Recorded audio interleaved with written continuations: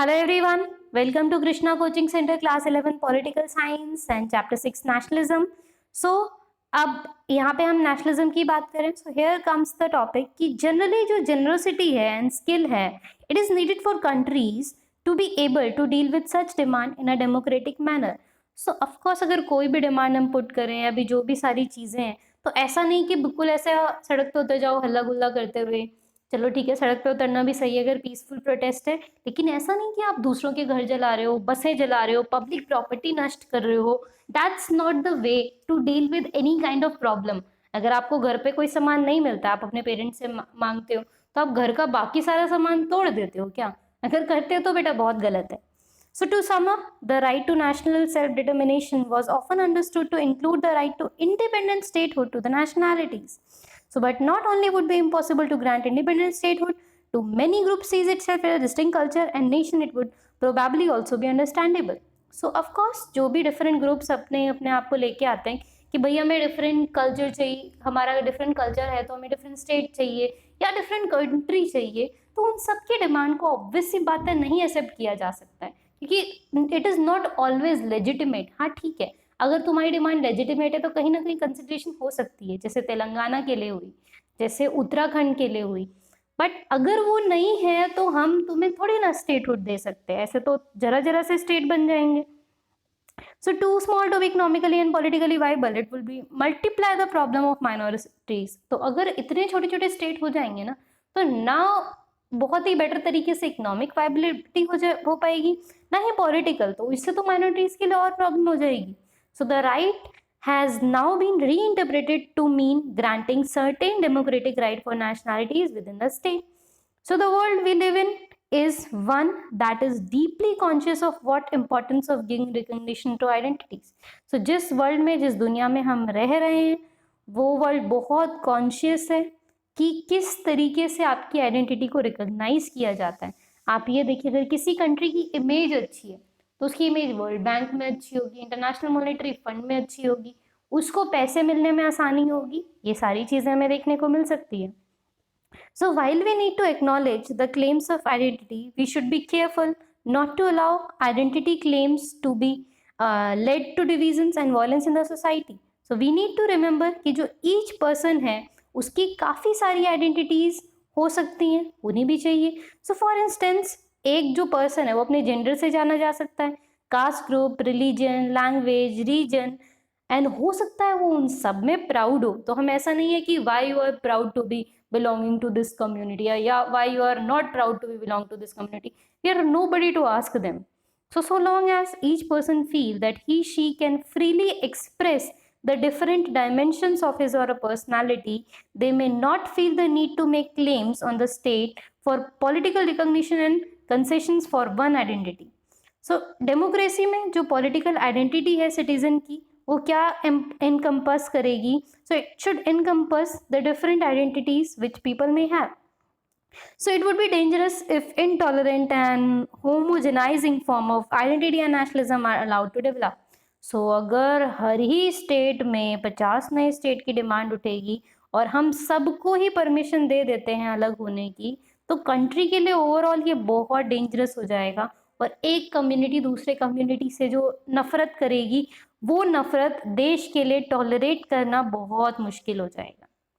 सो इसमें हमने एक ये पैराग्राफ नहीं पढ़ा था, इसको हम समझ लेते हैं. So it is about demand for national self determination in Basque. So national self determination की डिमांड होती है वर्ल्ड में, डिफरेंट जगह पे होती ही रहती है. सो बैस्क्यू की अगर हम बात करें तो एक हिली एंड प्रॉस्पेरस रीजन है. कहाँ का? स्पेन का. सो स्पेन में छोटा सा रीजन है ये, and this region is recognized by the Spanish government as an autonomous region with Spanish Federation. So अब क्या है कि ये जो रीजन है ना, ये रीजन क्या है? एक ऑटोनॉमस रीजन है, और पर अंडर किसके आएगा? स्पेनिश फेडरेशन के. आप समझो, है तो ये स्पेन का पार्ट, लेकिन ये बहुत सारे राइट्स जो हैं इसको छूट मिल रखी है, वो अपने हिसाब से एक अलग कंट्री के जैसा बिहेव कर सकते हैं, बट पार्ट ये स्पेन का है. बट जो लीडर्स हैं बैस्क्यू नेशनलिस्ट मूवमेंट के are not satisfied with this autonomy, कि सिर्फ भाई तुमने नाम के लिए हमें अलग कर दिया, हम तुम्हारा ही पार्ट हैं, इससे वो सेटिस्फाई नहीं हुए. So they want this region to become a separate country, वो चाहते थे ये रीजन सेपरेट कंट्री बने। सेम जैसा कि थोड़े टाइम पहले तक जम्मू कश्मीर का केस था कि इंडिया ने क्या दे रखा था, वो रीजन को ऑटोनॉमी दे रखा था, लेकिन उनका क्या था कि they want to be a separate country. So ऐसे ही यहाँ पे क्या हुआ कि इनको एक सेपरेट कंट्री बनना था।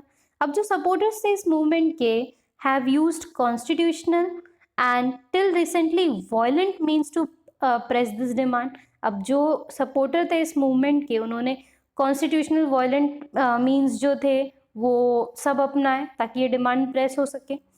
अब जो बास्क्यू nationalist they say that their culture is very different from Spanish culture. So Basque के नेशनलिस्ट बोलते हैं भाई हमारा कल्चर बहुत अलग है। So they have their own language and does not resemble Spanish at all. हमारी अपनी लैंग्वेज है, हम स्पेनिश जैसे दिखते भी नहीं है। Only 1/3 of people in Basque understand their language.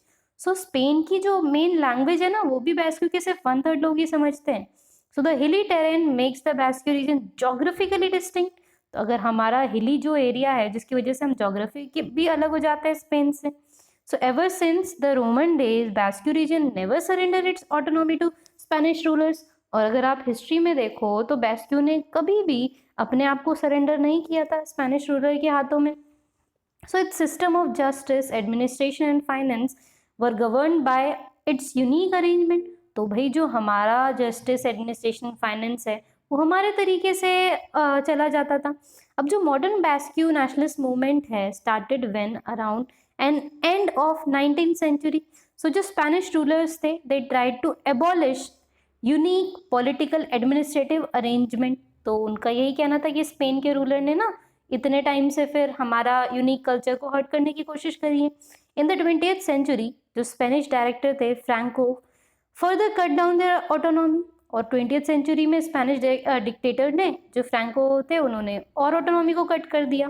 So he went as far to ban the use of Basque language in public places and even homes. तो आप ये देखिए ये चीज़ इतनी हद तक पहुंच गई कि बास्क्यू की लैंग्वेज का यूज़ करना पब्लिक प्लेसेस पे रोक कर दी थी। इवन घरों में भी आप नहीं यूज़ कर सकते हो भाषा को। So these repressive measures have now been withdrawn. But अब ये रिप्रेसिव मेजर्स हटा दिए गए। लेकिन जो लीडर्स हैं बास्क्यू मूवमेंट के, they continue to be suspicious of the motives of Spanish government. लेकिन फिर भी अब भी वो स्पेनिश मूवमेंट गवर्नमेंट को लेकर के बहुत सस्पिशियस है, डाउटफुल है and fearful of the entry of outsiders in the region. Outsider मतलब जो स्पेनिश है। तो बास्क्यू को लगता है कहीं फिर से ये आउटसाइडर की एंट्री ना हो जाए। So their opponents say that Basque separatist are trying to make political gains out of issue already resolved. So जो बास्क्यू के सेपरेटिस्ट हैं वो क्या बोलते हैं कि देयर अपोनेंट्स हैं कि जो बास्क्यू सेपरेटिस्ट हैं वो सिर्फ पॉलिटिकल गेन्स करने की कोशिश कर रहे हैं, सिर्फ उन इशू से जो ऑलरेडी रिजॉल्व हो चुके हैं।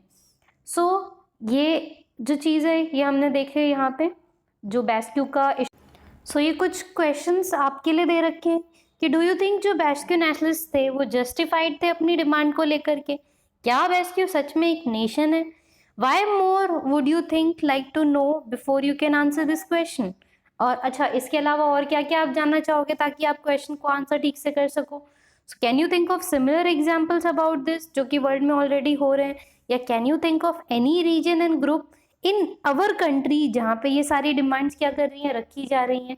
सो इस तरीके के क्वेश्चन है, अगर आप अपने आप से पूछें तो आपको इन सब के जवाब मिल सकते हैं। सो इस चैप्टर में, नेशनलिज्म चैप्टर में इतना ही था एंड ये चैप्टर हम यहाँ पे फिनिश करते हैं और अपने अगले पार्ट से हम शुरू करेंगे अपना अगला चैप्टर। सो आप सबसे मुलाकात होगी अगले वीडियो में। Thank you so much. I will meet you all in my next video. Thank you.